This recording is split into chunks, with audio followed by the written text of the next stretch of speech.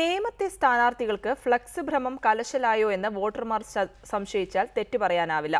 വോട്ടുറപ്പിക്കാൻ സ്വാധീനമുണ്ടെങ്കിൽ സമുന്നതരായ നേതാക്കൾക്ക് മാത്രമല്ല നവോത്ഥാന നായകന്മാർക്കും സ്ഥാനാർത്ഥികൾക്കൊപ്പം ഫ്ലക്സിൽ ഇടം നേടാം. നേമം മണ്ഡലത്തിലെ ത്രികോണ മത്സരച്ചൂട് ചുവരെഴുത്തുകളിൽ നിന്ന് തന്നെ വായിച്ചെടുക്കാം. VS-നും പിണറായി വിജയനുമൊപ്പമുള്ള ശിവൻകുട്ടിയുടെ ഫ്ലക്സുകൾ നേമമണ്ഡലത്തിൽ ചിരപരിചിതമാണ്. എന്നാൽ സുപരിചിതമായ മറ്റൊരു മുഖം കാണാം. ശിവൻകുട്ടിയും ശ്രീനാരായണ ഗുരുവും എങ്ങനെ ഒരേ ഫ്ലക്സിലെത്തിയെന്നാണ് ചോദ്യമെങ്കിൽ ഉത്തരം ലളിതമാണ്.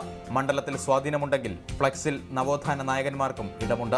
സംസ്ഥാനത്തെ 140 സാമാജികരിൽ ശ്രീനാരായണീയർക്ക് അതിഥി മന്ദിരം നിർമ്മിക്കാൻ 85 ലക്ഷം രൂപ വിനിയോഗിച്ചത് ഈ MLA മാത്രമാണ്. പണം അനുവദിച്ച രേഖകൾ ഉൾപ്പെടെയാണ് ഫ്ലക്സ്. നേമത്തെ BJP പ്രവർത്തകർ മനസ്സുകൊണ്ട് രാജേട്ടനെ നിയമസഭയിൽ എത്തിച്ചു കഴിഞ്ഞു. BJP സ്ഥാനാർത്ഥിയുടെ ഫ്ലക്സുകളിലെ പശ്ചാത്തല ചിത്രങ്ങളിൽ നിന്ന് തന്നെ ഇത് വ്യക്തം.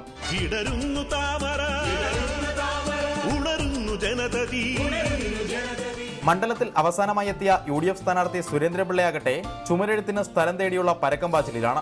പല സ്ഥലങ്ങളിലും സുരേന്ദ്രപിള്ളയ്ക്ക് പേരിനൊപ്പം ചിഹ്നം വരയ്ക്കാൻ പോലും എതിർ സ്ഥാനാർത്ഥികൾ സ്ഥലം ഒഴിച്ചിട്ടിട്ടില്ല.